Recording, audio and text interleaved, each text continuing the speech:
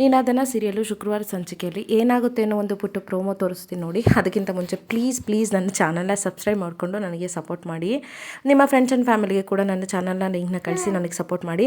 ಇಲ್ಲಿ ಹಿಂದಿನ ಸಂಚಿಕೆಯಲ್ಲಿ ನಮ್ಮ ವೇದ ತುಂಬ ಟ್ರೈ ಮಾಡ್ತಿರ್ತಾಳೆ ವಿಕ್ರಮ್ಗೆ ಶಕುಂತಲನ ಇಬ್ಬರನ್ನ ಒಂದು ಮಾಡೋದಕ್ಕೆ. ಏನೇನೋ ಬುಕ್ಕಲ್ಲೆಲ್ಲ ಬರೆದು ಇಬ್ಬರು ಕ್ಯಾರೆಕ್ಟರ್ನ ಮ್ಯಾಚ್ ಮಾಡಿ ದಯವಿಟ್ಟು ಒಂದು ಸಲ ಕ್ಷಮಿಸು ನಿಮ್ಮ ಅಮ್ಮನ. ಅವ್ರ ಮೇಲೆ ನಿನಗೂ ಇಷ್ಟ ಇದೆ ನನಗೆ ಗೊತ್ತು, ಅವ್ರಿಗಂತೂ ನಿನ್ನ ಮೇಲೆ ತುಂಬ ಇಷ್ಟ ಇದೆ, ಅದಕ್ಕೆ ವಾಪಸ್ ಬಂದಿದ್ದಾರೆ 20-25 ವರ್ಷ ಆದಮೇಲೆ. ಒಂದು ಸಲ ಕ್ಷಮಿಸು ವಿಕ್ರಮ್ ಅಂತ ತುಂಬ ಕನ್ವಿನ್ಸ್ ಮಾಡೋಕ್ಕೆ ಹೋಗ್ತಾಳೆ. ಎಷ್ಟೇ ಕನ್ವಿನ್ಸ್ ಮಾಡೋಕ್ಕೆ ಹೋಗಿದ್ರು ನಮ್ಮ ವಿಕ್ರಮ್ ಒಪ್ಪೋದೇ ಇಲ್ಲ ಒಡೆದೋಗಿರೋ ಕನ್ನಡಿನ ಮತ್ತೆ ಒಂದು ಮಾಡೋ ಅಂಥ ಸಾಹಸ ಮಾಡಬೇಡ ವೇದ. ನೀನು ನನ್ನ ಜೀವದ ಗೆಳತಿ, ನಮ್ಮ ತಾಯಿ ಬಿಟ್ಟೋದ್ಮೇಲೆ ನೀನೇ ನನ್ನ ಎರಡನೇ ತಾಯಿ ಅಂತ ನಾನು ನಂಬಿದ್ದೆ, ಆದರೆ ನೀನು ನನಗೆ ಮೋಸ ಮಾಡಿಬಿಟ್ಟೆ ಅಂತ ಪಾಪ ಏನೇನೋ ಮನಸ್ಸಲ್ಲಿ ನೋವು ಇದ್ದೇ ಇರುತ್ತಲ್ವ, ಅದನ್ನೆಲ್ಲ ಅವಳಿಗೆ ಮುಂದೆ ಹೇಳ್ಬಿಡ್ತಾನೆ. ಅವನೇನೇ ಅಂದ್ರೂ ಶಕುಂತಲನ ಒಪ್ಕೊಳ್ಳೋಕ್ಕೆ ರೆಡಿ ಆಗಿರಲ್ಲ.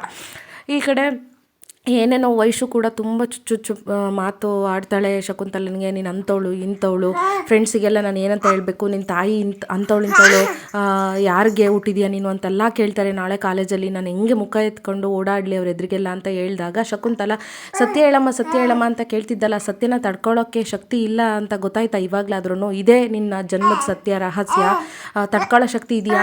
ಸ್ವಲ್ಪ ಇದೆಲ್ಲ ಸ್ವಲ್ಪ ನಿಧಾನ ಆಗೋವರೆಗೂ, ಎಲ್ಲ ಮರೆ ಆಗೋವರೆಗೂ ಸ್ವಲ್ಪ ದಿನ ಕಾಲೇಜಿಗೆ ಹೋಗ್ಬೇಡ ಅಂತ ಏನೇನೋ ಹೇಳ್ತಿರ್ತಾಳೆ. ವೇದನ್ಗಾದರೆ ಅದು ಹಣೆ ಬರ ದೇವರು ಮಾಡಿರುವಂಥದ್ದು, ಹಂಗಾಗಿ ವೇದ ವಿಕ್ರಮ ಅಣ್ಣ ಅದಕ್ಕೆ ಇಬ್ಬರು ಒಂದಾದ್ರು ಅಂತೀಯ, ಮತ್ತು ನನಗಾದರೆ ಯಾಕೆ ನೀನು ಕ್ಷಮಿಸ್ದೇ ಇಲ್ಲ, ನಂದು ಹಿಂಗೆ ಆಗಿದ್ದು.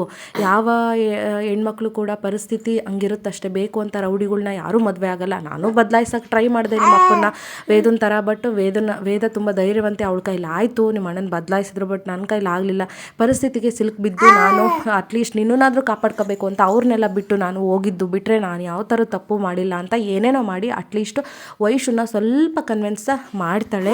ಅದಾದಮೇಲೆ ಇವತ್ತಿನ ಸಂಚಿಕೆ ನೆಕ್ಸ್ಟ್ ಸಂಚಿಕೆಯಲ್ಲಿ ಏನಾಗುತ್ತೆ ಅಂತಂದರೆ, ಇಲ್ಲಿ ಬಂದು ಒಂದು ಸ್ಟೋರ್ ರೂಮಲ್ಲಿ ಎಲ್ಲ ಸಾಮಾನುಗಳನ್ನ, ಅಂದರೆ ವಿಕ್ರಮ್ ಆಟ ಆಡಿರೋ ಆಟಿಕೆ ಸಾಮಾನುಗಳನ್ನ ತಗೊಂಡು ನೋಡ್ತಾ ಕೂತಿರ್ತಾಳೆ. ಇಲ್ಲಿಗೆ ವೇದ ಬಂದು, ಅತ್ತೆ ನೀವು ಇಲ್ಲಿದ್ದೀರಾ, ನಾನು ಮನೆ ತುಂಬ ಹುಡ್ಕಾಡ್ತಾ ಇದ್ದೆ, ನಾನು ನನ್ನ ನೆನಪುಗಳ್ನ ಹುಡ್ಕಾಡ್ತಾ ಇದ್ದೆ ವೇದ ಅಂತೇಳಿ ಅಂತಾಳೆ. ನೆನಪುಗಳ್ನ ಏನತ್ತೆ ಅಂತ ಕೇಳಿದಾಗ, ಆ ಆಟ ಸಾಮಾನುಗಳನ್ನೆಲ್ಲ ನೋಡು, ಇವೆಲ್ಲ ವಿಕ್ರಮ್ಗೆ ನಾವು ಅವ್ನು ಚಿಕ್ಕವನಿದ್ದಾಗ ಕೊಡಿಸಿದ್ದು ವೇದ. ಈ ಕಾರ್ ಇದೆಯಲ್ಲ, ಈ ಕಾರು ಅವನು ತುಂಬ ಇದರಲ್ಲಿ ಆಟ ಆಡ್ತಿದ್ದ, ಅವನಿಗೆ ಈ ಕಾರ್ ಅಂದರೆ ತುಂಬ ಇಷ್ಟ, ಇದೆಲ್ಲ ಕೊಡ್ತಿದ್ದೆ ನಾನು ಪುಟ್ಟು ಕಂದಮ್ಮಗೆ ಅಂತ ಹೇಳ್ಬಿಟ್ಟು ಅವನ್ನ ಹಿಡ್ಕೊಂಡು ಒಂದೊಂದು ಆಟ ಸಾಮಾನ ನೋಡಿ ತುಂಬ ಖುಷಿ ಆಗ್ತಾ ಇರ್ತಾಳೆ. ಅದನ್ನ ನೋಡಿ ವೇದ ಕೂಡ ಖುಷಿ ಪಡ್ತಾ ಇರ್ತಾಳೆ. ನೋಡು ಎಷ್ಟು ಪಾಪ, ಎಷ್ಟು ಆಸೆ ಮಗನ ಮೇಲೆ ಅಂತ ಹೇಳ್ಬಿಟ್ಟು. ಮತ್ತು ನೋಡೋಣ, ಶಕುಂತಲನಿಗೂ ಸ್ವಲ್ಪ ಧೈರ್ಯ ಬಂದಿದೆ ದಾಮೋದರನ ಎದುರುಗಡೆ ವಿಕ್ರಮ್ ಎದುರುಗಡೆ ಮಾತಾಡೋದಕ್ಕೆ, ಏನಾದರೂ ಮಾಡಿ ಅವರಿಬ್ಬರನ್ನ ಒಲಿಸ್ಕೊಂತಾಳ ಅಂತ ಹೇಳ್ಬಿಟ್ಟು ಮುಂದಿನ ಸಂಚಿಕೆಯಲ್ಲಿ ಕಾದು ನೋಡೋಣ. ಮುಂದಿನ ಸಂಚಿಕೆಯಲ್ಲಿ ನಿಮಗೆ ಮತ್ತೆ ಸಿಗ್ತೀನಿ. ಪ್ಲೀಸ್ ನನ್ನ ಚಾನಲ್ನ ಸಬ್ಸ್ಕ್ರೈಬ್ ಆಗಿ, ಬೇರೆಯವ್ರಿಗೆ ಕೂಡ ಸಬ್ಸ್ಕ್ರೈಬ್ ಆಗೋಕ್ಕೆ ನೀವು ಸಪೋರ್ಟ್ ಹೇಳಿ, ನನಗೆ ಸಪೋರ್ಟ್ ಮಾಡಿ. ಇನ್ನೊಂದು ಸಂಚಿಕೆಯಲ್ಲಿ ಮತ್ತೆ ನಿಮ್ಮ ಜೊತೆ ಸಿಗ್ತೀನಿ.